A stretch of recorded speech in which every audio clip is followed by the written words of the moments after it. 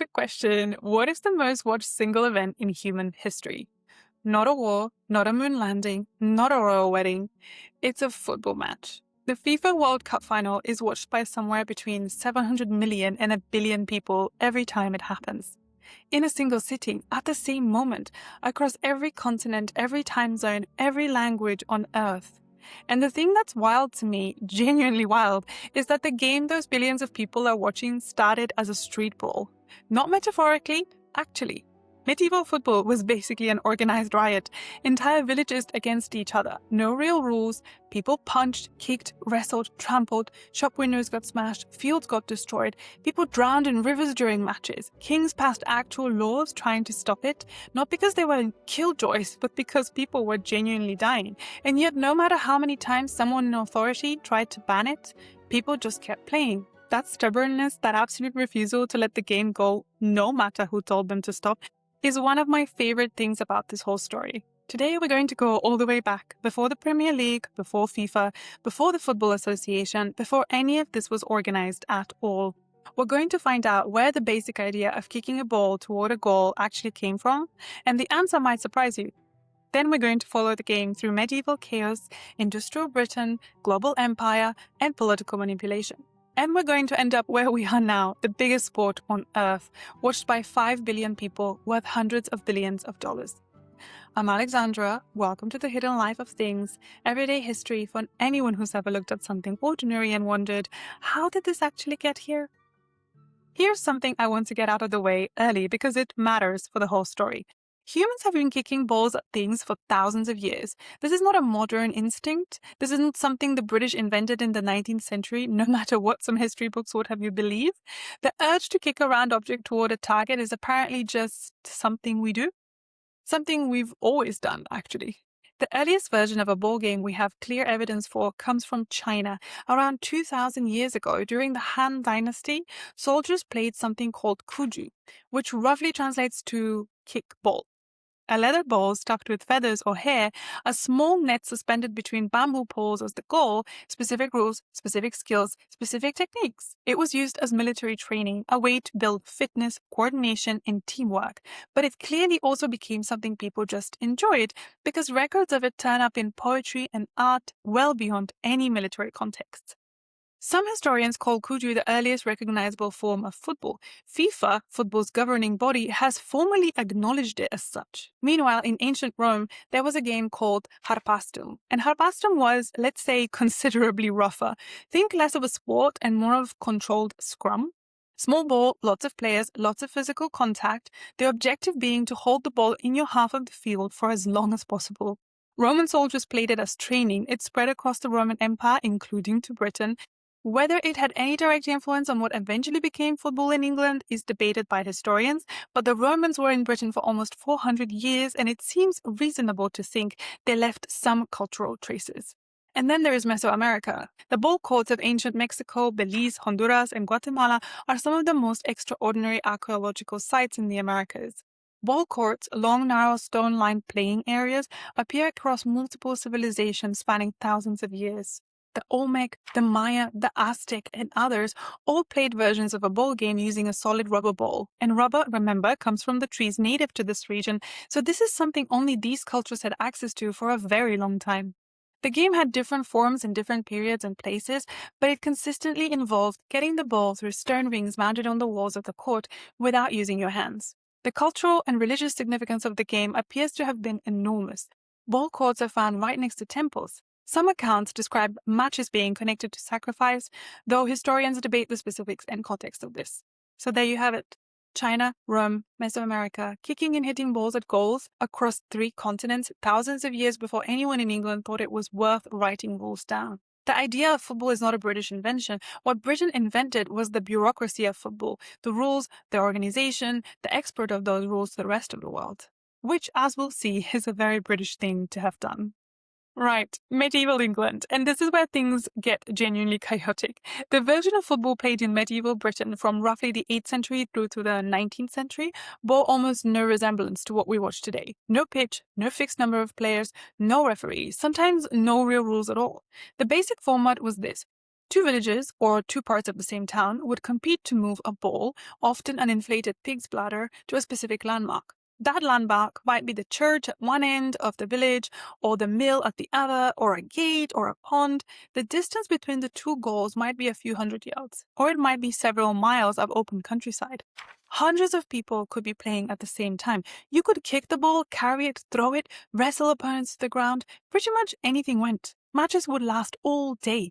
Streets got destroyed, markets got wrecked, livestock got disturbed. The game spilled through gardens and across farmland and occasionally into rivers, sometimes taking players with it. And so the banning started. In 1314, King Edward II issued a proclamation outlawing football in London. I want to quote the language of it more or less because it's genuinely wonderful. There was to be no more hustling over large balls in the city, because of the great noise in the city caused by hustling over large balls, from which many evils may arise. The phrase "many evils may arise" is doing a lot of work in that sentence. Edward III tried to ban it. Henry IV tried to ban it. Henry V tried to ban it. Edward IV passed laws against it. Henry VIII, and this is my favorite detail, apparently loved playing football personally while simultaneously having laws on the books against it. He had a pair of football boots made for him. The man banned football and played football. As kings go, that's remarkably relatable. The real reason for most of the bans wasn't just the property damage, though that was real, it was military. England ran on archery. The longbow was the most important military technology of the era, and it required years of dedicated practice to use effectively. Every hour a young man spent kicking a pig's bladder around a field was an hour not spent at archery. Football was, from the Crown's perspective, a strategic threat. None of the bans worked, not a single one. People kept playing it. I want to tell you about a few specific versions of folk football that survived long enough to be properly documented, because they give you a sense of just how wildly different the game was in different places. Ashbourne in Derbyshire in England holds a game every year called Royal Shrovetide Football. It has been played more or less continuously for at least 8 centuries. Two teams, the uppers and the downards, defined by which side of the river you were born on, compete to move a ball to goals that are 3 miles apart. The game is played through the town square.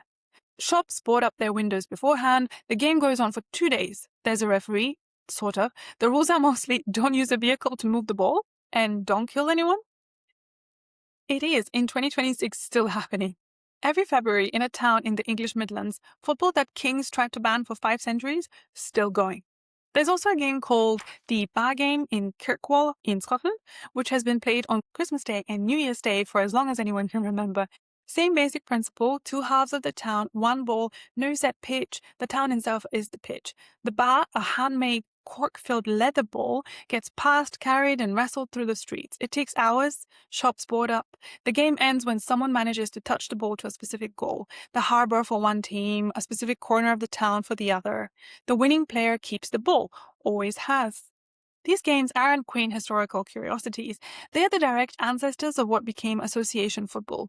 The same energy, the same tribalism, the same joy and violence, just gradually over a couple of centuries being squeezed into something with rules.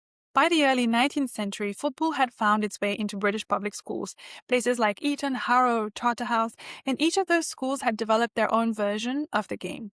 Their own rules, their own traditions. Some schools allowed handling the ball, some banned it completely, some allowed almost any kind of physical contact. Some were stricter, there were no standardization whatsoever. This became a problem when boys from different schools went to university and tried to play together. They couldn't agree on the rules. A group at Cambridge University tried to write down a standardized set in the 1840s, what became known as the Cambridge Rules. It was a start, but the real moment came in 1863. On the 26th of October 1863, representatives from a number of London football clubs met at a pub called the Freemasons Tavern in London. They formed the Football Association. And over the following weeks, they hammered out a set of rules. The most important decision they made, the one that changed everything, was to ban running while carrying the ball. Football was going to be a kicking game.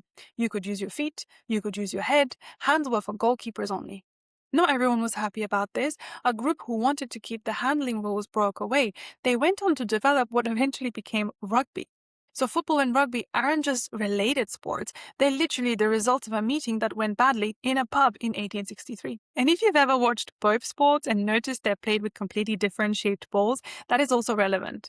The round ball is for kicking, the oval ball is for carrying. The shape is a physical reminder of the argument. The Football Association had written the rules, but rules on their own don't make a sport. What made football genuinely mass, what took it from a game some posh schools played to the thing that would eventually be watched by 5 billion people, was the Industrial Revolution. Millions of people moved from the countryside into cities. Manchester, Liverpool, Birmingham, Glasgow, Sheffield, cities that grew at a pace that was shocking for the time. And those people needed something. They needed community in places where they had no community. They needed something to do on the one day a week they weren't working. They needed somewhere to belong. Factories ran 6 days a week. Saturday afternoons were often the only free time workers got, and football fitted perfectly into a Saturday afternoon. It was cheap, you needed almost nothing to play it, and it was exciting enough to watch that even if you weren't playing, you'd stand in the cold for an hour and a half to see it happen. Railways changed everything too. Suddenly teams could travel, fans could follow, matches between cities became possible. A supporter culture began to develop, people who weren't just playing but watching, following, caring about outcomes they had no direct involvement in. Churches and factories formed clubs, partly to keep young men occupied and away from pubs and trouble, partly because sport was seen as morally improving. Many of the most famous clubs in the world today grew directly from this. Manchester United started as a team formed by workers on the Lancashire and Yorkshire Railway in 1878. They were called Newton Heat. They became Manchester United in 1902. Arsenal was founded in 1886 by workers at the Woolwich Arsenal Armaments Factory in southeast London. Aston Villa grew out of a church cricket club. Everton emerged from a church in Liverpool. The clubs that billionaires now buy for billions of pounds started as workers trying to fill their Saturday afternoons. Football became the working class game. Not because anyone decided it would be, but because it fit. It was cheap, simple, emotional, and it gave people who had very little to call their own something to be fiercely proud of. Britain in the 19th century had the largest empire in world history, and British people were everywhere, as traders, engineers, sailors, teachers, diplomats, missionaries. And wherever they went, they took football. It wasn't a formal export, there was no program, it just happened. A British sailor in a South American port would organize a game on the dockside. A British engineer working on a railway in Argentina would play with local workers during breaks. A student would come home from studying in Britain having learned the rules and teach them to friends. The game spread through informal contact, through enthusiasm, through the simple fact that you could play it anywhere with almost nothing. Brazil received football in the 1890s, largely through British and Swiss immigrants. For several decades, it was a sport of the elite, played in private clubs, watched by the wealthy. What happened next is one of the most extraordinary stories in sporting history. Brazilian players who had been largely excluded from the elite clubs developed their own relationship with the game, on street corners and beaches and open patches of ground. They created a style that was technically different, more improvisational, more creative, more individual from the structured British game. By the mid-20th century, Brazil had completely reinvented what football could look like. Argentina, Uruguay, Italy, Germany, Spain, each country absorbed football and made it something specific to them. Uruguay won the first two FIFA World Cups in 1930 and 1934 and remains one of the most extraordinary footballing stories given the country has a population smaller than London. Italy developed a defensive tactical style that became one of the most copied systems in the history of the game. Each country's football became a mirror of something in its broader culture, how it relates to discipline, to individualism, to community, to pride. The game that English workers played on muddy Saturday afternoons in the 1870s had, within a few decades, become global. And once it was global, it became useful for people who had absolutely nothing to do with sport. Football and politics have always been mixed up together, but the 20th century took it to a completely different level. When Benito Mussolini's fascist government hosted the 1934 FIFA World Cup in Italy, it was not primarily about football. It was about power. Italy won the tournament, and there have been persistent allegations ever since that referees were pressed to favor the home team. Whether that's true is contested. What isn't contested is that Mussolini understood immediately that a World Cup win was propaganda. It showed Italy as strong, modern, capable, victorious. It was a sporting event weaponized as a political message. The 1936 Berlin Olympics had a similar flavor, Hitler famously furious when Jesse Owens won 4 gold medals in front of him. But football at that Olympics had its own remarkable moment. Germany played Norway, Norway won.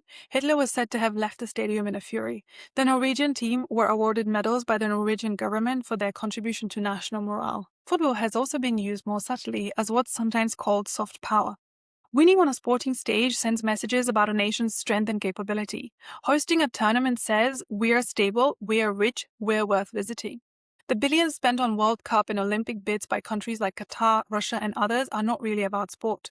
They're about image, legitimacy, and global standing. At some point in the late 20th century, football stopped being just a sport and became a financial system. The turning point, at least in England, was 1992.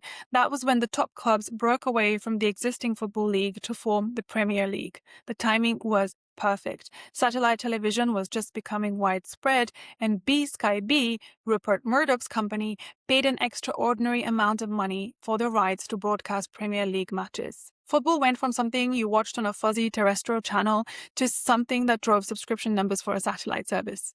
The money that flowed in was transformative. Wages went up, transfer fees went up, stadiums got rebuilt. The game became global in a commercial sense, not just played globally, but watched globally, merchandised globally, sponsored globally. Manchester United became one of the most recognized brands on earth, not a football club, a brand, something you could sell t-shirts for in Beijing and Los Angeles and Lagos simultaneously. Then came the state-backed ownership era. Qatar bought Paris Saint-Germain, the Abu Dhabi royal family bought Manchester City, Saudi Arabia's public investment fund bought Newcastle United. These aren't business people trying to make money from football. They're governments using football clubs as tools of international image management. The same soft power logic as hosting a World Cup, but permanent and ongoing. This has created tensions. Supporter groups who have followed clubs for generations find themselves watching their identity get repurposed as a geopolitical tool. Ticket prices have become unaffordable for many of the working class communities that built those clubs in the first place. The game that railway workers played on their Saturday afternoons is now a vehicle for sovereign wealth funds. Whether that's an ending or just another chapter, that's an open question. I kept coming back to a question that I think doesn't get asked enough. Why football? Of all the games humans have ever invented, why did this particular one become the thing that more than half the people on Earth care about? The simplest answer is the most convincing one. You need almost nothing to play it. A ball, or something ball-shaped, something to mark a goal, open space, that's it. No equipment, no special surface, no expensive kit, no barrier of access. In every country where football took hold, in the favelas of Brazil, in the townships of South Africa, in the streets of Buenos Aires, in the back alleys of Naples, it took hold because it was playable with nothing. Other sports have specific requirements. Cricket needs a bat, a proper ball, a flat surface, 11 people. American football needs significant padding and equipment. Tennis needs rackets and specific court. Football needs a ball and somewhere to kick it. That accessibility is not incidental, it's the whole thing. But I think there's something else too, something harder to articulate, but important. Football produces genuine drama, the kind that isn't scripted and can't be managed. An underdog can beat a giant. A single moment, a single touch at the wrong time can change everything. The difference between winning and losing, between glory and heartbreak, is routinely decided by margins so small that they feel almost random. And that randomness, that sense that anything could happen, is thrilling in a way that most predictable sports aren't. The clubs become identities, not just things people like, things people are. Loyalties pass through families like heirlooms. A child inheriting a parent's team, inheriting that team's history and heartbreak and occasional joy, becoming part of something that was there before them and will be there after them. That's not sport anymore. That's community. That's belonging. That's one of the things humans need most and find hardest to build. Football just happens to be very good at providing it. So, 22 people, one ball, 90 minutes. And behind that, 2,000 years of humans kicking things at goals on 3 continents. Medieval villages trying to destroy each other over a pig's bladder, kings passing laws that nobody obeyed, a meeting in a pub in 1863 that accidentally created 2 sports at once. Railway workers in Manchester forming a team to fill their Saturday afternoons, a global empire spreading a game through sports and railway lines without meaning to. Dictators using World Cups as propaganda, and somewhere underneath all of it, through all of it, the same thing that's always been there. The ball, the goal, the crowd, and someone, somewhere, refusing to stop playing no matter what anyone tells them. History isn't only in museums, sometimes it's on a patch of open ground, and it always has been. If this episode made you look at the game a little differently or made you want to look something up, that's always what I'm here for. The Hidden Life of Things is on Spotify, Apple Podcasts, and wherever you listen. A follow or a like genuinely helps, and if there's someone in your life who thinks football is just a game, send this to them. And here's your clue for next time. It was the most dangerous journey on earth, and people made it willingly, across deserts that could kill you in a day, over mountain passes that were closed half the year. through kingdoms that might rob you or welcome you depending on their mood that week. What traveled along it wasn't just goods, it was ideas, religions, diseases, languages, and the shape of the modern world. Without it, your kitchen cupboard would look completely different. Without it, the number system you use every day might never have reached you. It connected places that had no idea each other existed, and the name we call it by was only invented in 1877, nearly 1,000 years after it was already at its most powerful. What is it? I'll see you next week. Stay curious. I'm Alexandra, and I'll talk to you next week.